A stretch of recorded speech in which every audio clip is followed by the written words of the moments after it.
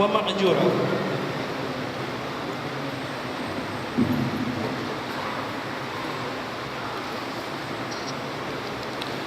السلام عليكم ورحمة الله وبركاته.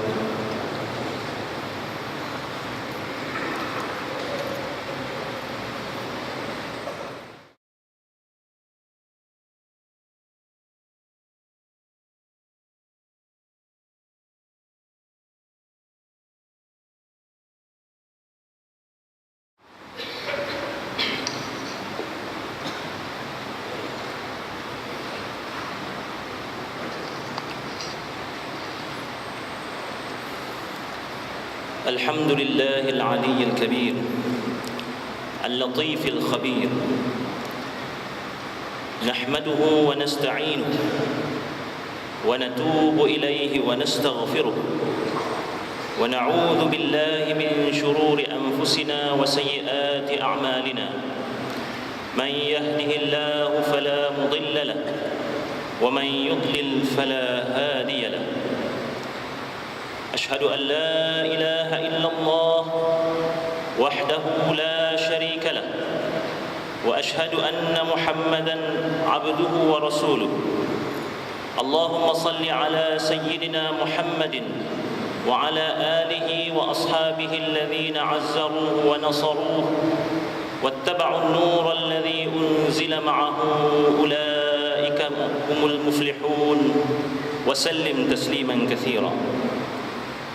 أما بعد، فيا أيها المسلمون اتقوا الله، أوصيكم ونفسي بتقوى الله، فإن تقوى الله هي خير وسيلة نتقدم بها إلى خالقنا يوم القيامة، يوم لا ينفع مال ولا بنون إلا من أتى الله بقلب سليم. قال تعالى في كتابه العزيز: أعوذ بالله من الشيطان الرجيم، يا أيها الذين آمنوا اتقوا الله حق تقاته ولا تموتن إلا وأنتم مسلمون. O you who believe, fear Allah as He should be feared, and die not except in full submission to Him. Brothers and sisters in Islam, we are now in the second half of the month of Dhul Qa'dah, and we are approaching the month of Dhul Hijjah, the month in which the pilgrims perform the fifth pillar of Islam, that is Hajj. Today's khutbah gives a small reflection on the planning for this great ibadah in Islam. One of the simple things that can be observed about Hajj is that it requires a lot of money.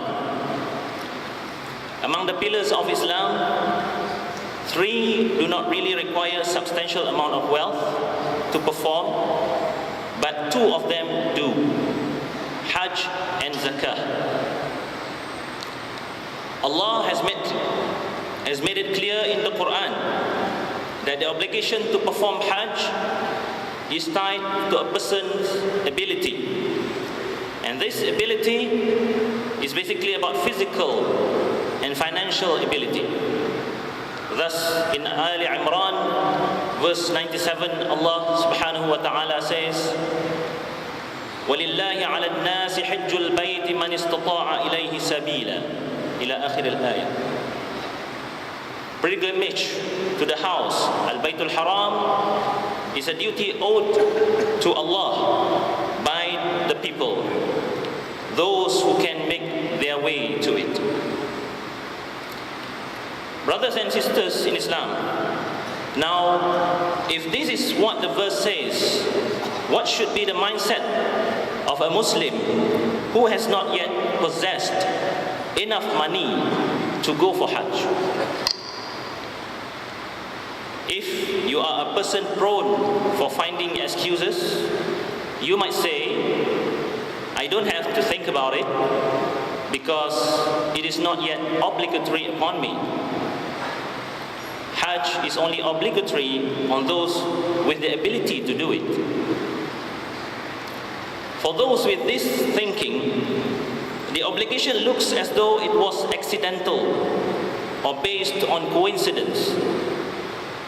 But the point that I want to make here is that if the Prophet ﷺ had declared Hajj to be one of the pillars of Islam, and therefore is a major ibadah in Islam, the more admirable thinking would be to plan for that ability and not to leave it to chance.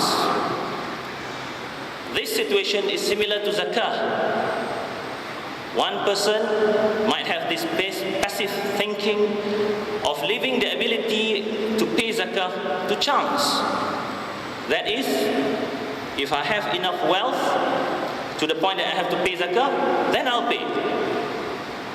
The point is, why don't you plan and work hard to gain enough wealth so that you can consistently perform this major ibadah year in and year out?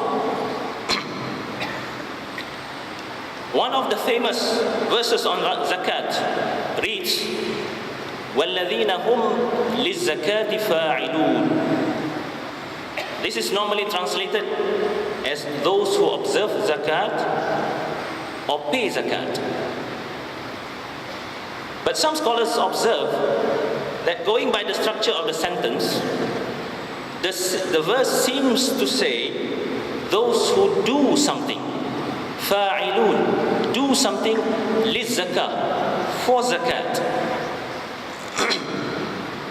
So indirectly, this seems to give encouragement for people to work out something that will enable them to pay zakat. In other words, the more admirable attitude is to plan to make yourself a zakat payer rather than wait for a chance to be one. Coming back to Hajj, let us imagine a person who has just secured his first job, and tomorrow IUM will be having its convocation.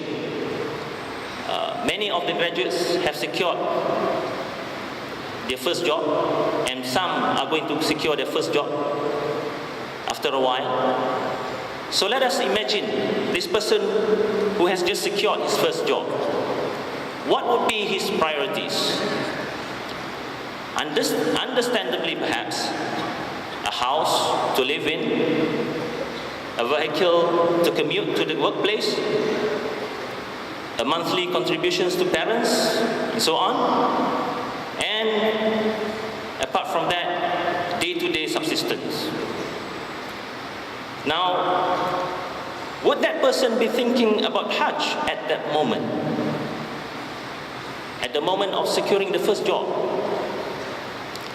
I'm not saying that it is an obligation upon him to think about that at that time, but I'm just asking you to ponder upon this question. What is Islamically better? To start thinking about Hajj at that moment, or leave it later when you have done or achieved something else? The implication of taking the first choice, that is to start thinking about Hajj early in your life, which I believe is the better option in Islam, is huge. Let's talk financial a bit here. The first job guy would like to buy a car, and there are two cars that he can afford to buy. One with a monthly installment of 700 ringgit, and another with installments of just 500 ringgit. Would he go for style? Or would he sacrifice a little bit of his comfort by going for the car with 500 ringgit installment and start saving 200 ringgit for Hajj, for example? And 500 plus 200 is equal to 700, and the 700 is the amount that you can afford. But you'll get a cheaper car and less stylish maybe. It is certainly better, but I don't think it is a favorite path for many people, unfortunately. But if you do that, there are manifold benefits for you in terms of religion. First, when you set your intention, God already reserves rewards for that as a good deed. Secondly, your job has now become not only your source of halal income, but you have made it also your vehicle for Hajj from day one. That is through your occupation. And third, this planning may have a desirable effect of you ensuring that you earn your income in a clean manner, without cheating, without shortcuts or other forms of corruption, because you are putting aside out of the income a certain portion for your Hajj saving. As we all know, Hajj performed from unclean money is not accepted by Allah Azza wa Jalla. Brothers and sisters in Islam, there is an English proverb that says, when there is a will, there is a way. I'm sure there are many other ways in which people can plan for Hajj if there is a will to it. What I urge in this khutbah is to make that will come early in your life. Don't leave your Hajj obligation to chance. Plan for it as early as possible. Treat it in a way that is worthy for a pillar of its religion, and make sacrifices for it. Finally, I pray that Allah subhanahu wa ta'ala will accept the Hajj of all pilgrims this year, and in particular those among the IIUM community and their friends and relatives. أقول قولي هذا وأستغفر الله لي ولكم.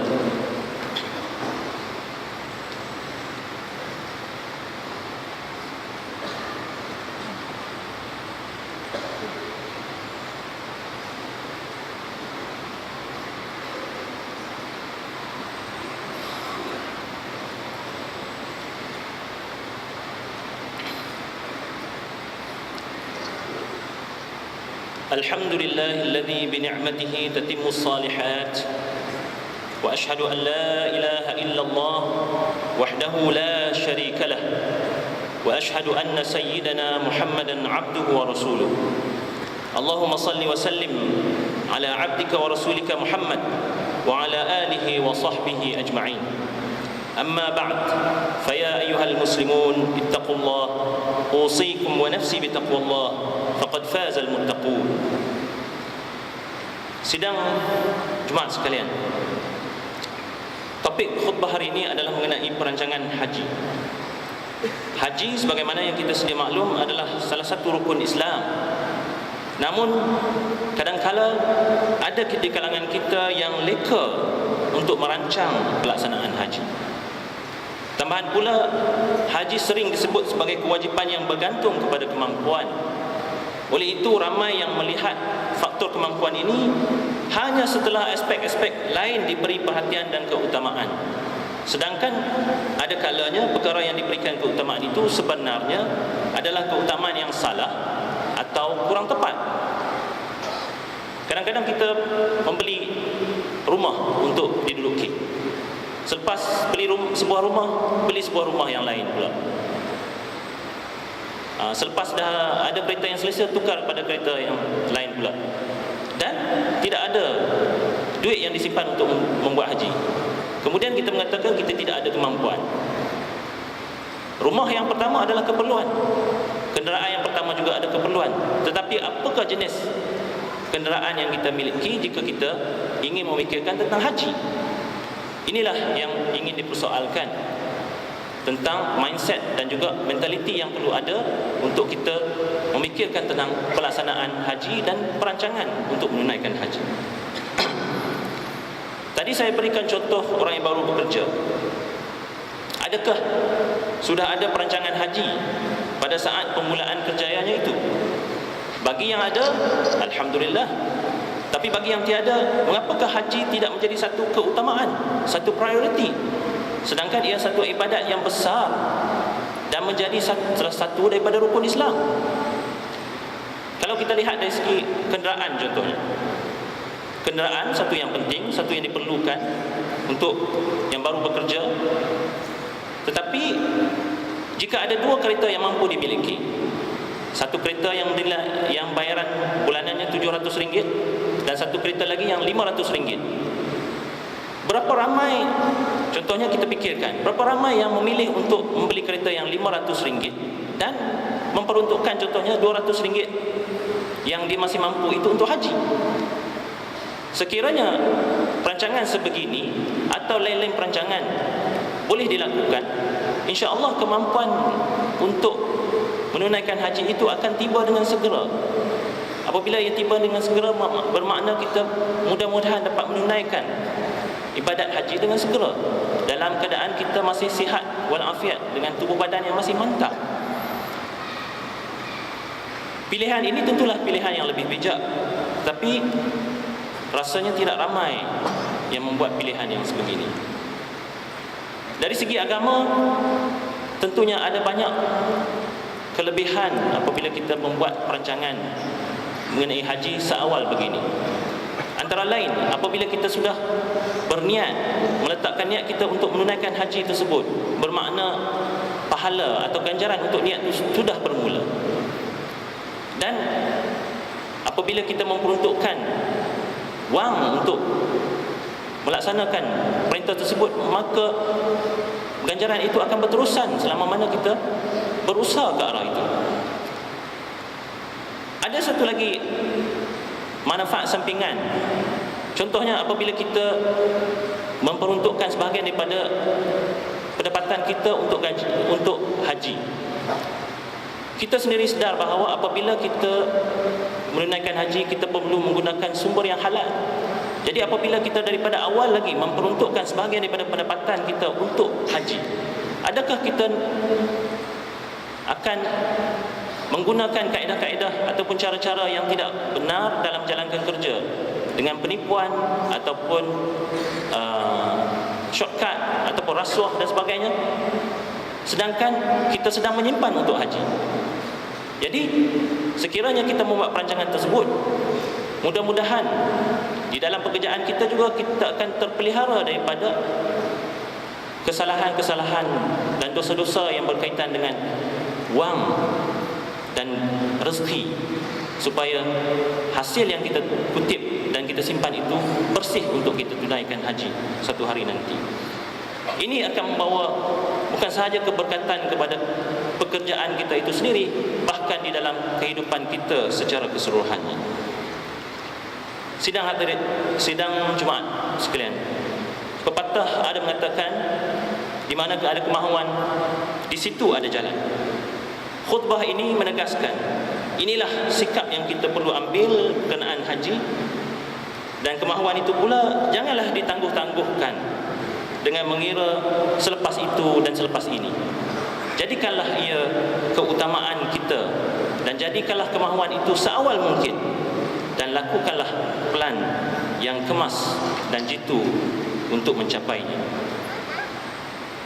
Inna Allaha wa malaikatahu yusalluna 'alan nabi ya ayyuhalladzina amanu sallu 'alaihi wa sallimu taslima. Allahumma salli 'ala Muhammad wa 'ala ali Muhammad كما صليت على إبراهيم وعلى آل إبراهيم وبارك على محمد وعلى آل محمد كما باركت على إبراهيم وعلى آل إبراهيم في العالمين إنك حميد مجيد. اللهم اغفر للمسلمين والمسلمات والمؤمنين والمؤمنات الأحياء منهم والأموات. اللهم إنا نسألك موجبات رحمتك وعزائم مغفرتك والسلامة من كل إثم والغنيمة من كل بر والفوز بالجنة والنجاة من النار. اللهم إنا نسألك الهدى والتقى والعفاف والغنى. اللهم انصر إخواننا المجاهدين في كل مكان. اللهم انصر إخواننا المجاهدين في كل مكان. اللهم انصر المسلمين المستضعفين في كل مكان يا أرحم الراحمين، وانصرنا على أعدائنا يا أرحم الراحمين، وانصرنا على أعدائنا يا أرحم الراحمين، وانصرنا على أعدائنا يا أرحم الراحمين. ربنا لا تزغ قلوبنا بعد إذ هديتنا وهب لنا من لدنك رحمة إنك أنت الوهاب. ربنا آتنا في الدنيا حسنة وفي الآخرة حسنة وقنا عذاب النار. ربنا عليك توكلنا وإليك أنبنا وإليك المصير. عباد الله، إن الله يأمر بالعدل والإحسان وإيتاء ذي القربى وينهى عن الفحشاء والمنكر والبغي يعظكم لعلكم تذكرون. فاذكروا الله العظيم يذكركم واشكروه على نعمه يزدكم واسألوه من فضله يعطكم ولذكر الله أكبر. وأقم الصلاة.